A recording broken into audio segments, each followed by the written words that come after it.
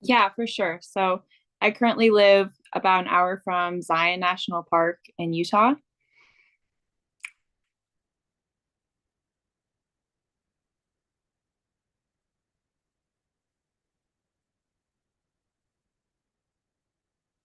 We can go straight in. That's good.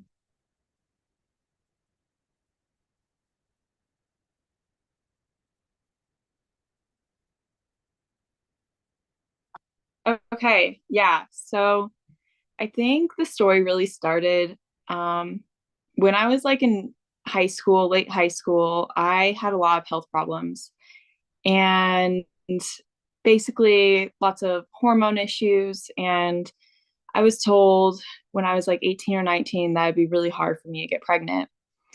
And so that was just something that I was aware of. And yeah, just I didn't expect it to be easy to get pregnant. So moving forward to May of this last year, and that was about 5 years later, I got pregnant on my honeymoon. So that was very unexpected. And yeah, it was very exciting. So Leo definitely was a surprise and a little miracle. So yeah, we weren't expecting that. So yes, I got pregnant in May of 2022, and everything seemed good. I had a healthy pregnancy. We wanted to wait to do the ultrasound until closer to like 20 weeks. So we did that. And then in September 28th, which was 2 days after my birthday, we went in for the ultrasound, and I was 21 weeks pregnant exactly. And yeah, we were sitting there in the ultrasound room, and she was having a hard time finding Leo's head. And she thought, well, maybe he's just really low, maybe something else is going on. Um, yeah, so she had to do a transvaginal ultrasound at 20 weeks, which I already knew at that something was probably up that was not good. And yeah, she brought the doctor in, and they said, we think your son is missing the top of his skull, like above the eyebrows, and he doesn't have very much brain tissue. So, with having that be like my first pregnancy and everything, that was quite a shock. I thought that after like the first trimester, everything was good. I didn't have to worry anymore about any problems. Like I made it through the part where a lot of miscarriages happen. And so, yeah, we weren't expecting that. And she basically told us this is known as Anocephaly, and it's fatal. There's no cure, and it's 100% chance that he was going to die. And yeah, that was definitely of all the moments during my pregnancy and after, that was the hardest moment is finding out because he was fine. He had a heartbeat, he was moving around, he was totally fine. Like my body was his life support basically. And so as long as he was in there, he was okay. And so yeah, like we were watching him on the screen in the ultrasound room and just we saw him moving around. That's when we found out it was a boy. So yeah, yeah. And we found out the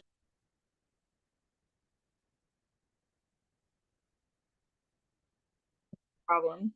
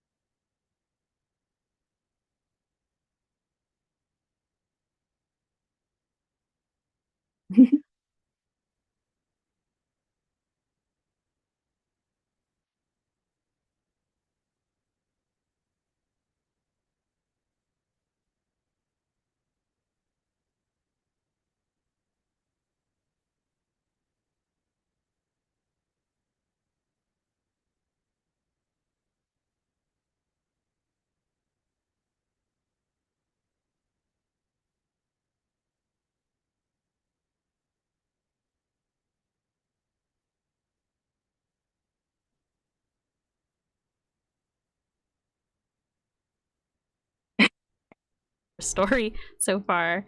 Um, Say something. I'm talking. Say something. Um, they can hear her. They can. They're saying they can hear her. They just Can they can't hear hear you me. now? Should be able to hear you now. Okay. Well, hopefully it works. Yeah, Anna says yes. Okay. Can you hear me on there? Okay. I'm so sorry. um, No. Technology is just not my thing. But you were saying that the day you found out he was his gender, you found out the diagnosis. Yeah. So for I know you kind of talked a little bit about it, but for people who don't know what anencephaly is, can you talk a little bit more about it? Yeah, for Yeah. sure. So, um, I think people are probably familiar more with spina bifida or Yes, I've heard of that. Yes. yeah, neural tube defects. And so basically early on, when the neural tube, which eventually becomes the spinal cord, it when it is developing, it closes at a point. And with spina bifida, it doesn't close fully in a portion of the spine. Okay. And so sometimes there's an opening, and the spinal cord is exposed. So with anencephaly, it's basically the same thing. It has to do with the spinal cord not closing, Mm-hmm. except it is on the top of the head, the top of the neural tube, instead of lower in the spine. Okay. So because of that, because it's open and exposed at the top, Mm-hmm. eventually whatever's up there will deteriorate because of the fluid and everything, Mm-hmm. and the bone doesn't develop around it. Okay. So like he had a skull, but it wasn't like complete at the top. Got it. And was that something that's like, I mean, you wouldn't have known, right, unless you had gotten that scan, right?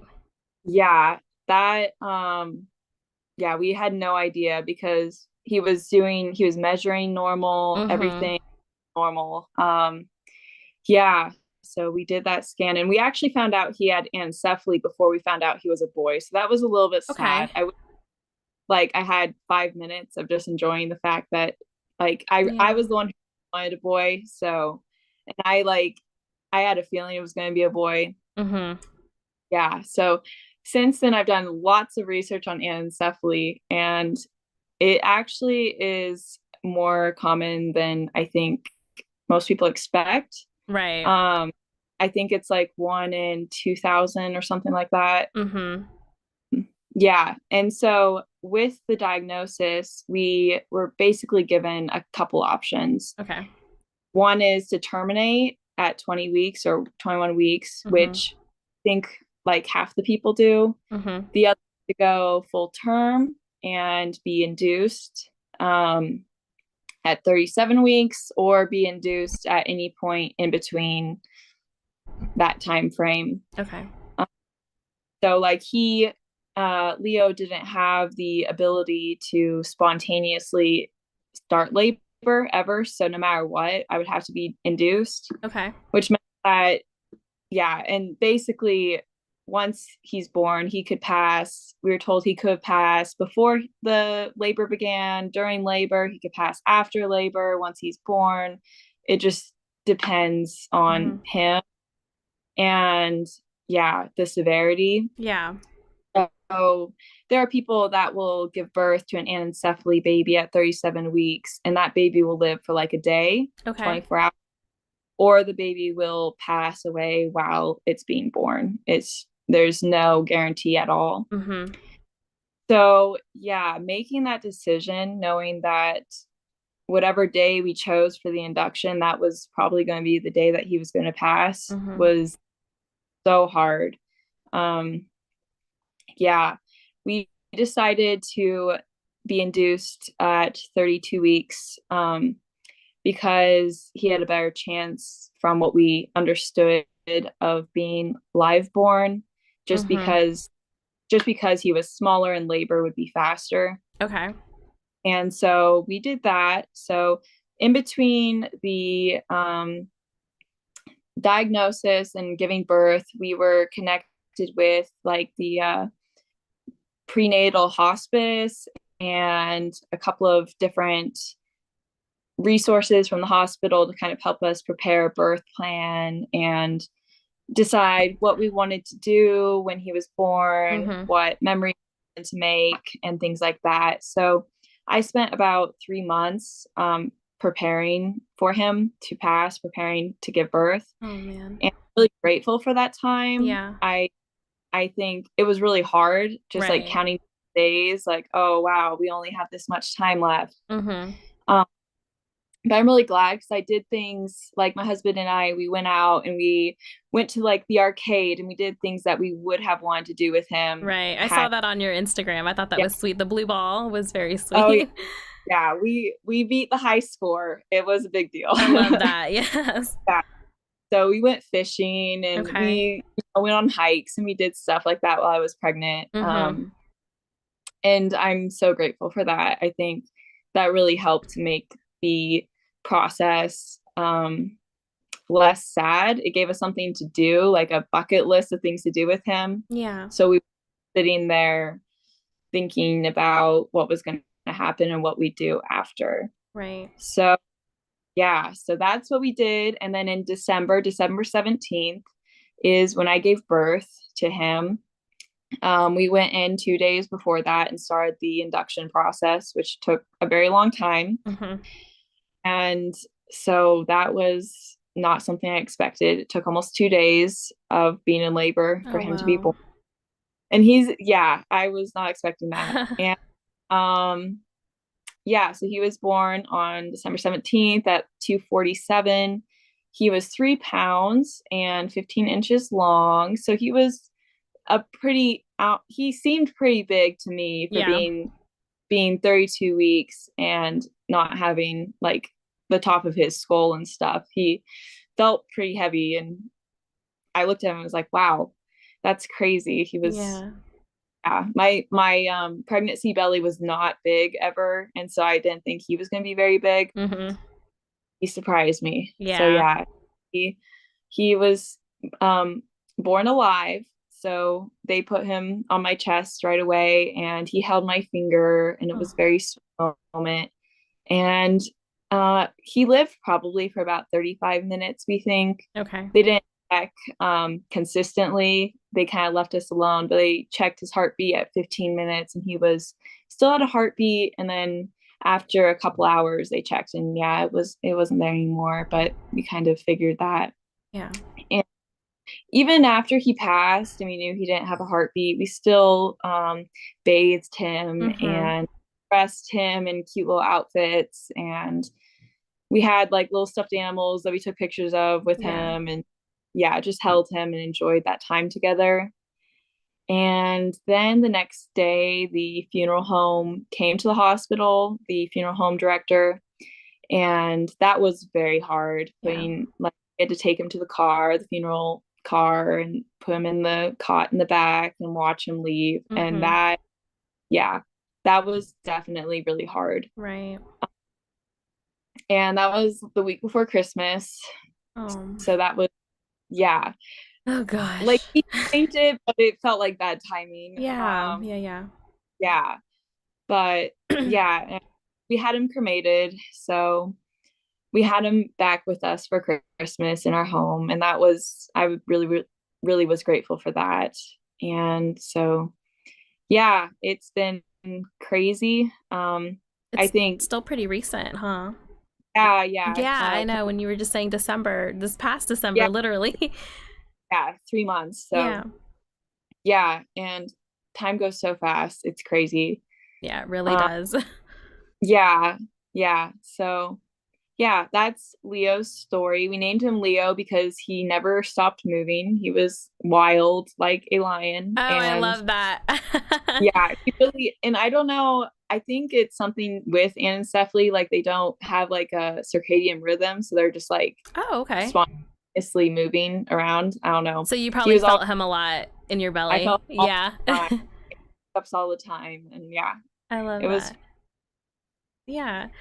So I know you said when he was born, he was born alive. What did they go in and medically like do oxygen, or did they put anything on him to like sustain him a little bit longer, or was it already like how'd that work? Yeah, that was so when it comes to like diagnoses like this, Yeah. usually people are directed to the maternal fetal medicine department. Okay. And so they worked with us to create our birth plan, and they also worked with us to create a plan for what to do if he was alive Okay. versus wasn't. Oh, Um, that's good. You had all like possible scenarios kind of mapped out. Yeah, yeah, okay. and they brought in like the NICU doctor, and he Mm-hmm. talked to us about what to expect. Okay. Yeah, so we chose based off the information that we had not to do any interventions, Wow. um, just to let him pass naturally. Yeah, we wanted our moments with him alive, for Yeah. him not to be surrounded by things. Mm-hmm. Knew that no matter what, he was going to go, and we didn't want to prolong his suffering. Okay. Yeah, and that was a really tough decision, Yeah. and especially like when I was holding him and I knew just by the way he was getting cold and stuff, I knew he was going, I knew he was passing, and knowing that, yeah, I have to just let him go. Mm-hmm. I can't save him. That Mm-hmm. was really hard, but I think it was still the best for us. Yeah, just to have those moments alone together, just Mm-hmm. my husband and him. Yeah. Okay. Yeah. Was did they let you be with him after he had passed, right, for some time before they had come take and you said they took him the next day to the Yeah. okay. So yeah, they even gave us a special room in the hospital, which was separate from the rest of the labor and delivery unit. So Okay. we didn't have to hear other people and their babies or anything Mm-hmm. like that. It was very private. And yeah, they let us stay as long as we wanted. And so we stayed for a little more than 24 hours with him after he passed. And yeah, we just took pictures and, Yeah. looked at his feet, got his footprints, and just all those things that we wanted to make sure that we had with him. Mm-hmm. Yeah, definitely took our time, and I'm really glad we did that. Yeah. I know you were saying it was really hard for you guys to make that decision to go through with, the birth and knowing what the outcome, would be. How was that like for you and your husband? Yeah, when it came to making those decisions, I think thankfully we both were on the same page about everything. Good. Yeah. It is hard because we wanted to make sure we did all our research before we made any decisions, Mm-hmm. and all the information that you find when you Google is like super conflicting and Yeah. not consistent. And I found that the same with the doctors. Like one doctor would tell us one thing and one doctor would say something totally different. Mm-hmm. um, and that was really difficult because we really truly had to just go with our gut, because there was no um, consistent information that really was able to direct us with those decisions. Right.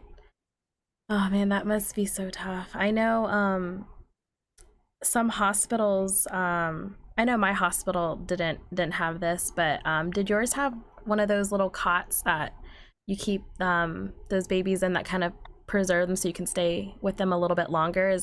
Did your hospital have that? Our hospital did. I think they're called a cuddle cot Cuddle or cot, like a cooling yes. cot. Mm-hmm. Our hospital did have it. It was broken, and so we Oh ended no. up using bags of ice. Okay. Which they were like, the doctors, the nurses were super sweet, and they made sure like the ice was fresh and like stayed frozen and everything, and because they knew that we wanted to spend that time with him. Right, yeah. So he was in like a cuddle cot, but it was not Like a working. makeshift. Yeah. It was shift, and it Okay. worked. It was Yeah. fine. Were you able to spend more than that one day with him, or did you guys just decide that you wanted to just have that one day? Yeah, we with the hospital policy, we had up to 48 hours. Okay. Um, I did not want to leave the hospital in the middle of the day and then have to go home and just Mm, sit there. I felt better leaving in the evening and being able to just like go home and go to bed and gotcha. not have to get through the day. Yeah. Um, yeah. So it was a little bit more than 24 hours. We left in the evening, so it was like 36 hours or something. But Okay. yeah, um, we could have stayed longer. It just didn't feel like that was going to be the best. Yeah. Got it. I always wondered that because when I had lost my son, they said like, oh, spend as much time as you need. I guess I didn't know how long you could really stay. Like, I've heard of other mamas who've stayed like overnight, and had a room with them. And I don't know. I guess you really don't know these types of things because you don't expect it's going to happen to you, so you don't really know to ask. Mhm. So I was just curious. How has it been? I know it just happened, but how has it been after, with your husband and adjusting back to life and the new normal? How's that been for you guys? Yeah. There's days where it's really hard for Yeah. sure. There it is for all of us. I think that like the postpartum period and after went better than I expected. Mm-hmm. Because I had spent so much time preparing for that. I had 3 months knowing what was going to happen. And so I made sure that I had the resources and the support in place for that time. Right. So it was okay. Mm-hmm. And I think my husband and I, we both grieve pretty similarly. We both are pretty external when it comes to grieving. Okay. And yeah, I think like the first week or two was really tough. Christmas was hard. Right. Um, yeah, but going back to work was also very difficult, and I'm still struggling with that. I started the job like the day I found out I was pregnant, so there's a lot Oh, of memories there, yeah. and that can be hard. Did you go Um, back right away, or when did you end up going back to I work? took 6 weeks off, Okay. so yeah, Oh man. I wish I took longer, Yeah. but yeah, I Was took the 6. was work understanding? Did they know the situation? Yeah, Okay. they did. Yeah. I'm so glad. They even sent me flowers and stuff. So it was That's very sweet. sweet. They were very thoughtful. Yeah. Okay. Has how has family been through all of this? Your parents, siblings, family members? Yeah. So my husband is actually from Germany. So his Oh. family is Okay. um yeah, so my in-laws, his parents, I think they were very sad that they couldn't be here to meet Leo.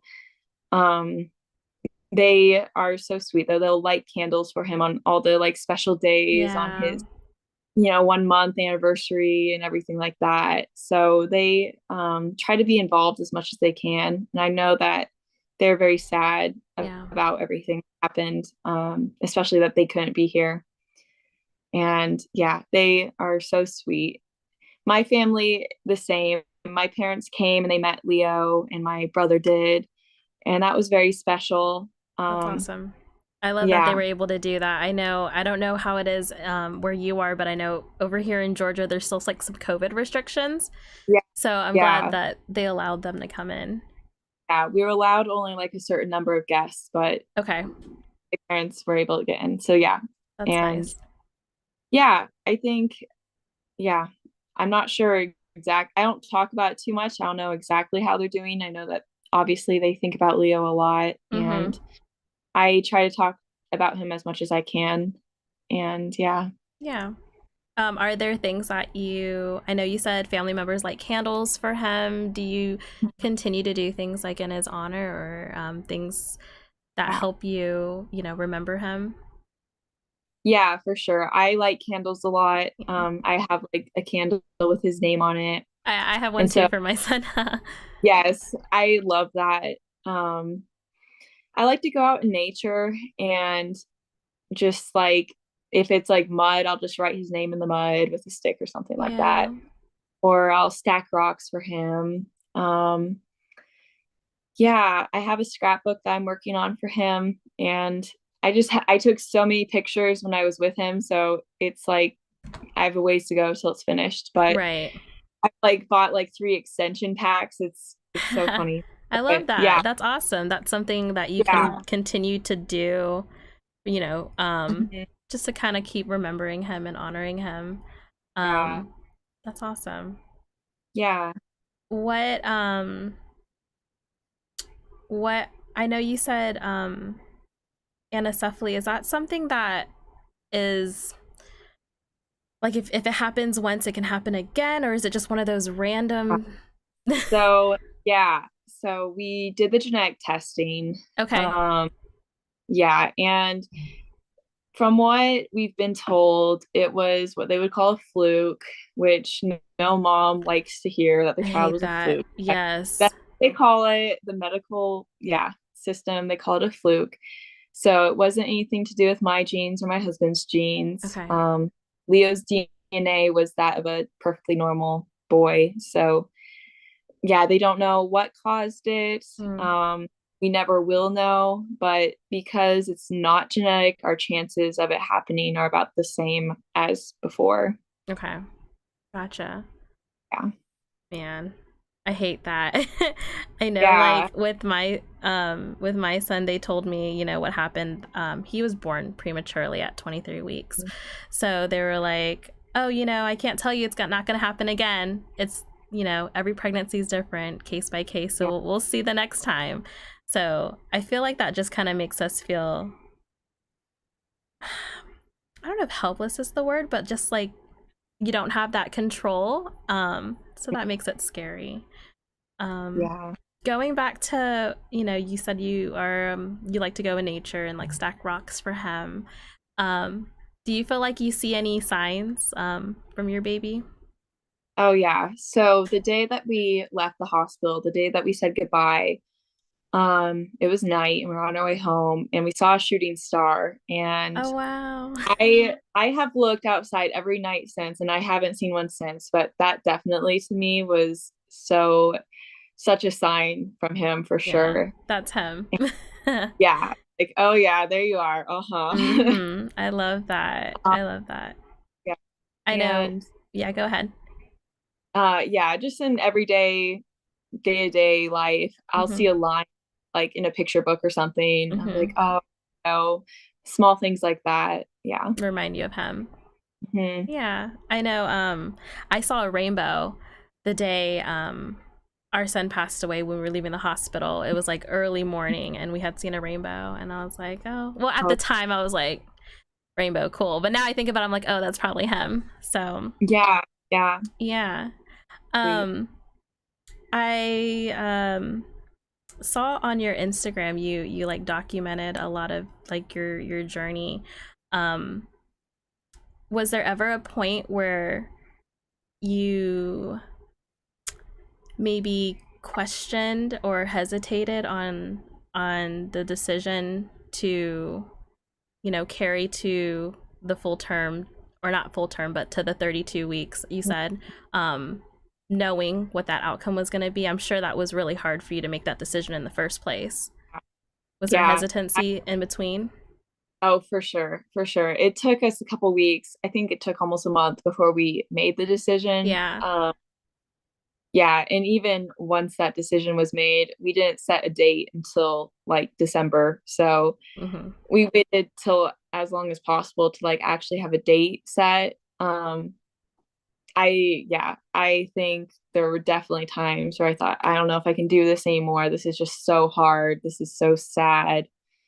Um, I'd walk into a store and they'd have like the baby section and I wouldn't be getting anything because, Yeah. he had one outfit and it was hard being pregnant and not doing all the things that, other pregnant moms get to do. Right. Um, this room would be his nursery, but I didn't but make a nursery because we knew he wouldn't be coming home. Mm-hmm. So yeah, that was definitely very hard. Just seeing, like, I had built a registry for him and everything. And yeah, I shopping on Amazon now is so hard because they'll be like, oh, this is suggested for you, Yeah. this whatever. And like, oh, yeah. Right. Um, yeah, so it was definitely really hard. But at the same time, every time I felt him kick or move, I just thought, I can't, I'm not ready to say goodbye to him. Mm-hmm. I need time. And so, yeah, I definitely struggled with that. And even when we got to the, close to 32 weeks, I thought, oh, maybe I'll wait. Maybe I'll wait till January. Yeah, so it was really hard, but I also felt like what we had decided and what we were kind of working towards was the best for all of us. And I, around the December, I had a lot of peace about saying goodbye to him. Um, I felt ready, Mm-hmm. or as ready as I could be. Right. Right. And like, I had done all the things with him. I completed our bucket list, and we were okay. I knew Mm-hmm. I was in a place where I would be okay if he passed at that point. Yeah. Wow. Um, that's a lot. I know. Like having most people get to prepare, to bring their babies home, and instead we were preparing for the opposite, which I don't know. I'm so sorry. Is Was there a support system that like you turned to that kind of really helped pull you through? Your husband, I assume, and Uh, family, church. yeah. So definitely my husband. We haven't even been married a year yet. So this was really Leo brought us really close together. And I'm so grateful for that. I have seen, a side of my husband that I probably wouldn't have seen otherwise. Mm-hmm. I think when dads lose a son, it really changes them too. Right. And so Right. going through that together was really special and beautiful. So I definitely, my husband was a great support. My family lives here, so they, of course, were supporting me. And they gave me like it wasn't a baby shower, but it was kind of like a motherhood get together sort of a thing. Yeah. Blessing shower before I had him. I love that. That's so Yeah, sweet of them because you're still a yeah, mom, and that's yeah, nice of them to acknowledge that because not a lot of people, get that. And that's sweet. right. Yeah, Yeah. yeah. So Wow. I know you seem so positive. I love it. that's But so many people say that, and yeah. then I feel like, oh, maybe, yeah. I mean, like I I'm get over here like raging and like I'm mad. angry and did you ever I, feel I those emotions? for I'm sure, sure. 100%. Okay. Yeah. Don't worry. I have definitely shed tears. Yeah, of Um, course. I think that I was definitely uh really sad, in a really depressed place after I found out the diagnosis. Right. Like, those months after, like, we of course had our happy moments with Leo, but Mhm. oh, it was just, there were days that were really hard. And I really struggled. And then after he passed, like, even now there are definitely things that trigger me, and I definitely get angry, especially, yeah, when I feel like when I was pregnant, I did everything right. I did everything you're supposed to do. Mhm. I, didn't eat the sushi or didn't drink the Yeah. alcohol. Like, Right. I was very by the book. And yeah, I knew people, and I had friends that were pregnant as well, and they weren't as cautious, and their babies turned out totally fine, totally healthy. I can And relate to that. yeah, that's yeah, definitely had a lot of anger with that. Right. Not necessarily towards them, but just how everything turned out, and how life just is not fair. Yeah. And I think that's one of yeah, the things me and my husband say all the time that it's unfair like what you know, that question, why us? You know, what did we do? Like, we're good people, like we're Mhm. kind, we do, you know, we don't do anything bad, we're like by the book, like you said. And Right, you know, what did we do to have, you know, to deserve this, you right. know, in that moment when you're so full of anger. um was there ever a part of you that wish you didn't know his diagnosis? Yeah. So I've thought about this for, Yeah. I've had lots of time to think about this, and I I don't know. I think I'm glad I knew so I could Mhm. prepare myself. Mhm. I can't imagine, and I feel I yeah, for all the mothers that have gone through stillbirth and things like that, like Mhm. that is so difficult. I can't imagine um, you know, going in there and finding out that his heartbeat had stopped before when everything seemed normal. I am really glad that I had that time to process, Right. um, prepare. I think that I was able to really be intentional during my pregnancy, Mhm. and I don't know that I would have done that had I not known. I Right. probably would have just, yeah, whatever, we're pregnant. Mhm. But um, because I knew what was going to happen, I was very intentional about taking pictures of like my belly and filming his kicks and stuff like that. And had I not known, I wouldn't have those to look back on. And I think that would be really hard. Yeah. So, in the end, you think you were thankful to have had been able to collect all those memories. Yeah, even Yeah. though it was hard and was like a difficult 3 months, I still think, yeah, it was worth it. Knowing for sure. Being able to prepare and make sure you had all those keepsake items you'd want to keep. Yeah. Yeah.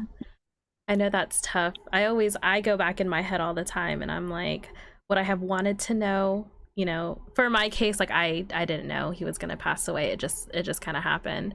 Um, and I'm like, I feel like I would just, I don't know. It's just dreading it, you know, knowing what the outcome's gonna be. I feel like that's gotta be, you know, a different Yeah. experience, another level. Have you Yeah. ever had to draw boundaries between any friends that maybe Oh didn't? yeah. I Yeah. love this I topic because me and my one best friend talk about it all the time. I know she's listening right now. We have a yeah. friend where I had to like, nope. Yeah, for sure. I never really was an outgoing person to begin with, Okay. but Really? You seem definitely so like social. I'm glad. Yeah. Yeah. I when it comes to people that I feel like understand me, Okay. or have gone through similar things, it's so much easier for me to connect. Easier to have a Um, conversation. Yeah. That makes sense. yeah, yeah. But otherwise, yeah, I have a really difficult time even knowing what to discuss with other people, Mm-hmm. that can't relate. It's yeah.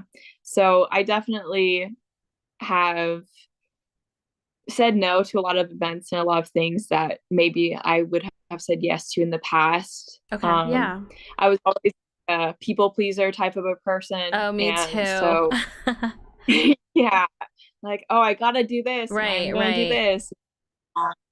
But after losing Leo, I've really become okay with saying no and Mm-hmm. just listening to what I need in that moment. Good. And Yeah. so, yeah, I'm right now in a season where I am not super, even though I'm talking to you, I'm not Yeah. outgoing. I'm not like, yeah, going out and seeing people all the time. Right. Yeah. Yeah. I think things just kind of change. I Mhm. was talking to someone about this a while ago. It's like, you know, our hearts are kind of full and like at capacity with like our grief and like our emotions. And I think losing, you know, a child kind of, you know, puts in perspective, you know, like our priorities and what we really value in life now. And so I Mhm. feel like setting those boundaries kind of like you don't have the extra capacity to have to worry about something that's gonna stress you out, so you don't need to put yourself in that type of situation, like those events Mhm. that might, you know, upset you or not be the best for you in that moment. So I think that's good. Um, have you had anyone say, not say, but have you had people who, I know you said people don't understand if they, unless you've lost a child, I feel like it's really hard for anyone to even understand, Mhm. but people who've tried to like relate to you and Yeah. yeah. Yeah. I think all of us who have lost a child know those people and Mm-hmm. the phrases that they say. And yeah, I have to tell myself that they just don't understand and it's okay, that they're just trying. But yeah, I've had the people that say, "Oh, well, you can always have another," Oh and my gosh, yes. They look at us, or they're like, oh, you're young, y'all just got yeah, married, you can have more right, kids. right. Me and my husband are only married like 2 years, so Okay, yes, so yeah, it's like the same. mhm, In a way, like, y'all are young. And what's the right. worst thing you've heard? Oh wow. Okay, this was actually from a doctor, and No. I she told me, she was like, at least your son wasn't born alive and disabled, and you had to deal with a disabled son your whole life. She did And not. I was like, what? Oh my gosh. Anything for him to live. Like, I don't care. I'd love him either way. Yeah, so that Yeah. was after. That was, yeah, not. That's a little And she also, insensitive. yeah, when I went back in for like my 6 week, she's like, "Oh, it's fine. You can have another. Don't worry about it." So yeah, she's actually said some of the things. I'm like, yeah, for a doctor, maybe that wasn't the best thing to say, but Right. She must have heard that coming out differently, because that definitely yeah, sounds really wrong. yeah, yeah, it was very awkward. I wasn't sure what to say in response. So yeah, Yeah. Oh my gosh. Um, I know I've had people like come and say things like that, and I think I've had someone come and say, "Oh, your parents must be so sad because it must be so horrible for them to lose a grandchild versus, us losing our own child. Like it must be worse for the grandparents." And I'm like, "What about the parents?" yeah, Yeah, I don't know. I think like you said, I always try to like justify people. I want to see the good in people. Like I want to say that people mean well. hmm And I know that they do, and they just don't know what to say in those moments. And I don't know. I feel like at the same time though, it's not our responsibility to have to, you know, tell them what to say and right. and how to approach us. Um but yeah, let's see. Has your you said you and your husband have been close, since going through your experience. Yeah. Um have you guys been able to like grieve together? I know you said you guys grieve similarly externally together. Mhm. Yeah, yeah, we definitely have, and we grieved a lot more when we found out the diagnosis than after he passed. Mhm. So when we took 2 weeks off work and we just went out like to northern Idaho and got a cabin and just spent time in nature together Yeah. and just cried together and talked about all the hopes that we had had for Leo and just how those dreams wouldn't be met. Um, yeah, that was definitely something I'm really glad we took the time to do and talk about. And yeah, even now, my husband has dreams about Leo and he's always sharing, Oh, like, I love that. yeah, I don't which get I'm any jealous. dreams. I don't Yeah, either. like I he's like, yeah, I saw Leo, dancing in the clouds in his diaper. I'm like, oh my goodness, that's yeah, amazing. I love So that. yeah, I feel like guys, I don't know. My husband dreams a little bit more than I do. Not all the time, but he's had way more dreams of my son than I've had. Um, yeah, it just makes me so jealous. I I know, don't know me what I'm too. doing wrame. It's like I think about him all day, and then I think about him before I go to Right. bed, and then he doesn't pop up in my dreams. Yeah, Uh, I there same, must be a science to it. I don't I know. guess. Yeah. Have have you felt like you have friends and people you can talk to about Leo still to this day, or is it like an uncomfortable topic for people to talk with you about? Yeah, I think I try to talk about Leo with other people, so that way they know that they can talk about him too. Like I'm Yeah. not, even if I do cry, like that's okay. I'm Right. okay with Yeah. that. Like he's my son and Right. I love him. So yeah, I try to talk to him or talk about him with other people. And I also connected with a few moms who have gone through the same anencephaly diagnosis. Right. I know you And said you were in a Facebook group, right? yeah, Yeah. yeah, really nice because I know that they understand what it's like to go through this,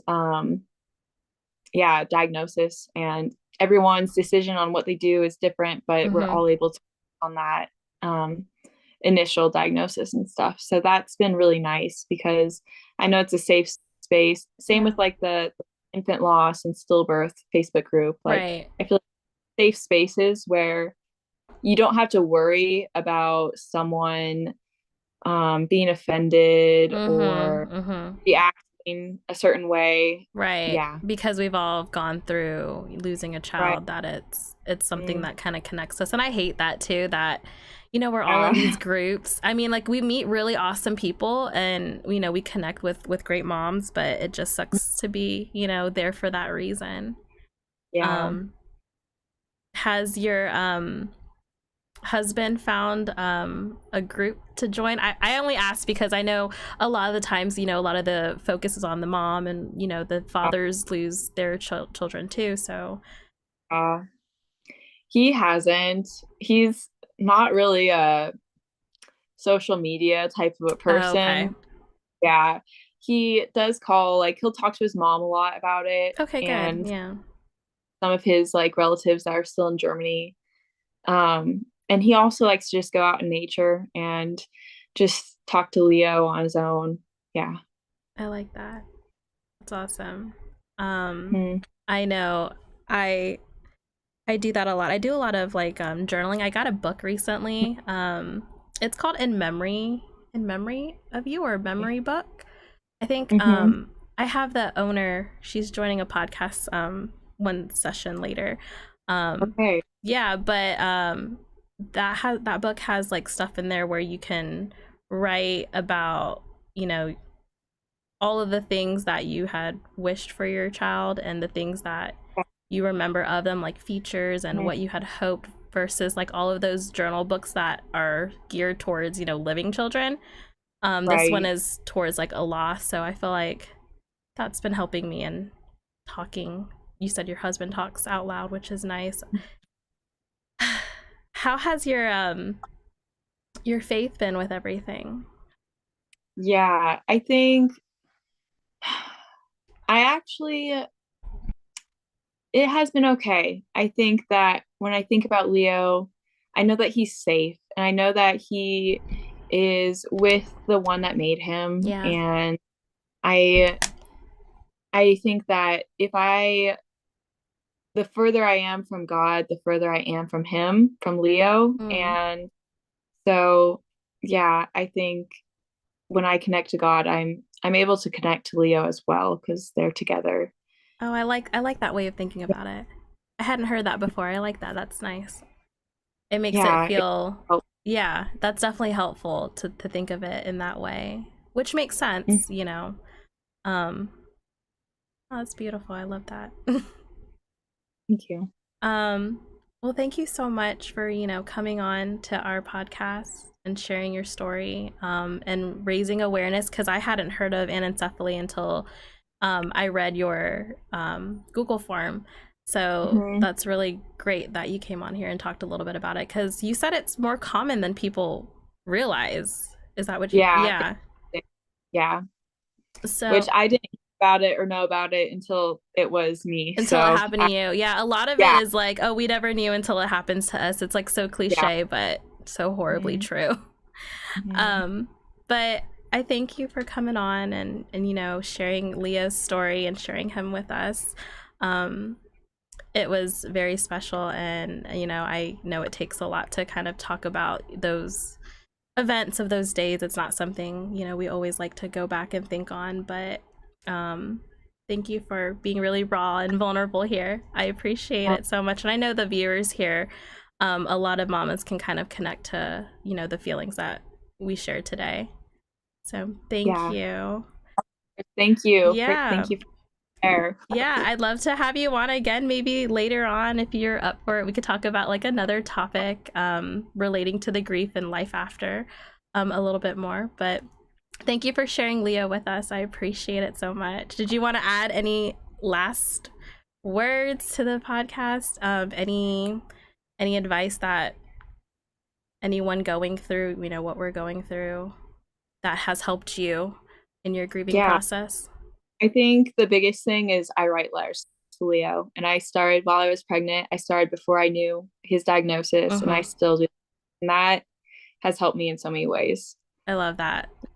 I love the letters. Awesome. Do you put it in a journal or do you just kind of?